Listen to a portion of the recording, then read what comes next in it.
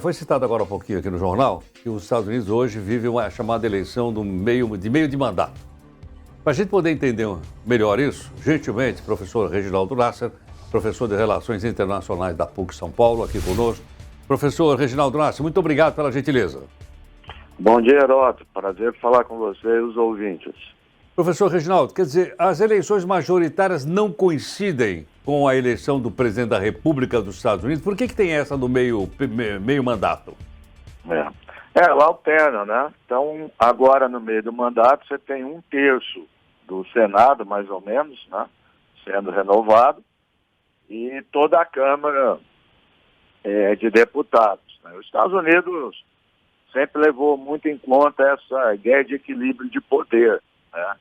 Então, é até frequente que o presidente seja de um partido e o Congresso de outro. O presidente Obama, durante quase todo o seu mandato, os 2 mandatos, ele teve um Congresso contrário, né?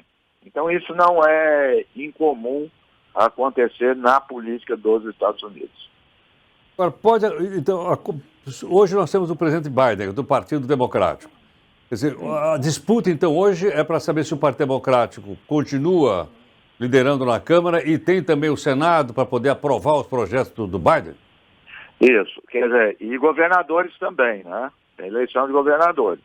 Então, hoje, qual é a situação? Os democratas têm uma ligeira vantagem, né? No Congresso, na Câmara de Deputados, e no Senado tem empate.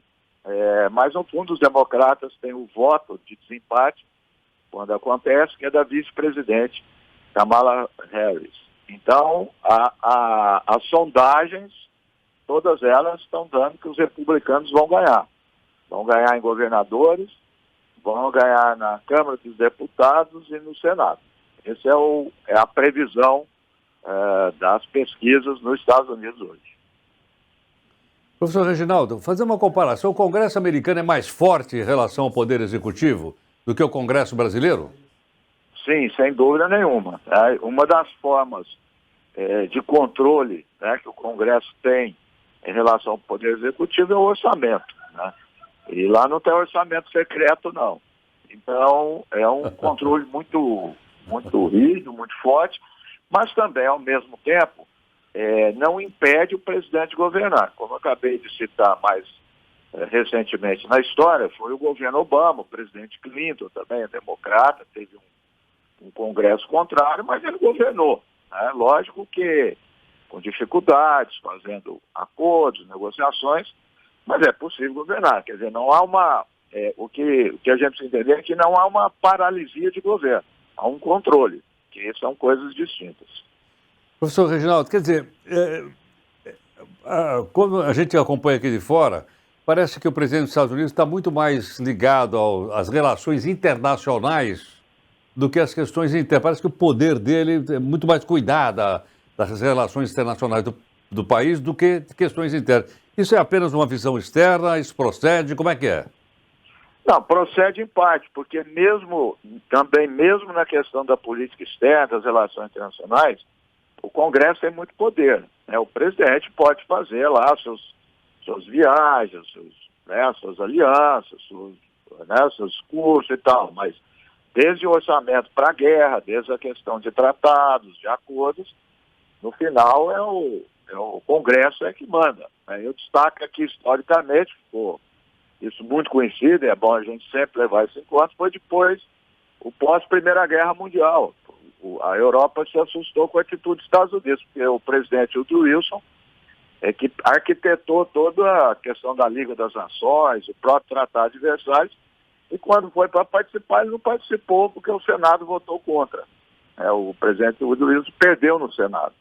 Então, essa questão de barrar certas ações internacionais também é frequente. Durante o governo do presidente Clinton, como eu disse, o Congresso era republicano, e por várias vezes o Congresso se recusou a autorizar o pagamento à ONU. Os Estados Unidos ficou devendo bilhões à ONU, porque o Congresso não queria pagar porque não estava importância a ONU, que era a maioria republicana.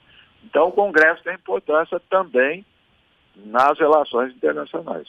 Você até citou um caso interessantíssimo, esse do Woodrow Wilson, li no seu livro, sobre relações externas dos Estados Unidos, em que o presidente Woodrow assinou e o Congresso recusou. Isso. Quer dizer, foi O Senado recusou. uma derrota enorme, hein? É, uma derrota enorme. E isso é interessante, Herói. Por vezes, um presidente dos Estados Unidos se sai bem nas questões internacionais e se dá mal internamente. É o caso do presidente Bush, do pai do George Bush, quando ele foi na Guerra do Golfo e tal, e teve um apoio no Conselho da ONU, no Conselho de Segurança, na Assembleia, e encontrou problemas no Congresso para a Guerra do Golfo em 91. Então isso, por vezes, é algo que acontece na política norte-americana. O caso da ALCA também, acabou não saindo. O presidente Clinton era favorável e o Congresso era contrário. Se o Congresso não aprovar, não aprova. A última palavra é do Congresso. Então o Congresso tem um peso muito forte, apesar de ser um regime presidencialista. Professor Reginaldo, obrigado pela aula. Um prazer, Heródoto. Um abraço. Professor Reginaldo Nasser, professor de Relações Internacionais da PUC São Paulo.